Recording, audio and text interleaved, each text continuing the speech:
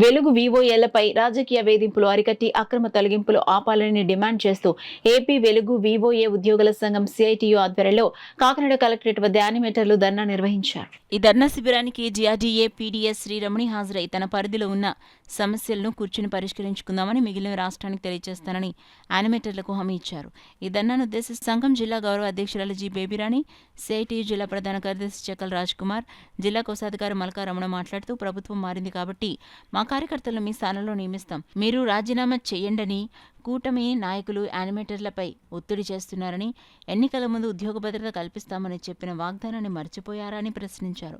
ఈ కార్యక్రమానికి ASHA workers union జిల్లా ప్రధాన కార్యదర్శి చంద్రమల పద్మ, సిఐటియు నాయకులు మడిశెట్టి వెంకటరమణ, సంఘం జిల్లా అధ్యక్ష కార్యదర్శులు గంగాభవాని, మేరీ, ఈశ్వరిబాయ్, గండి మేరీ పద్మ, అనంత, సత్యవతి, రామలక్ష్మి తదితరులు పాల్గొన్నారు.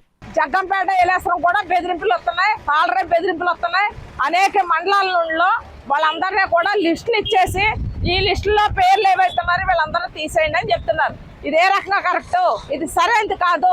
తక్షణం రాజకీయ వేధింపులు ఆపండి.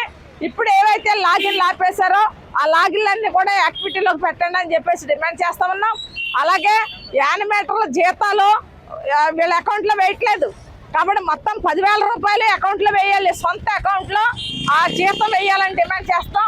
అలాగే కనీస వేతనాలు అమలు చేయాలి, అపాయింట్మెంట్ ఆర్డర్లు ఇవ్వాలి, గుర్తింపు కార్డులు ఇవ్వాలి, యూనిఫామ్ ఇవ్వాలి, పిఎఫ్ పిఎస్ఐ బోనస్ వంటి సౌకర్యాలు కల్పించాలి. ఇది ఇన్సూరెన్స్ ఇవ్వాలి.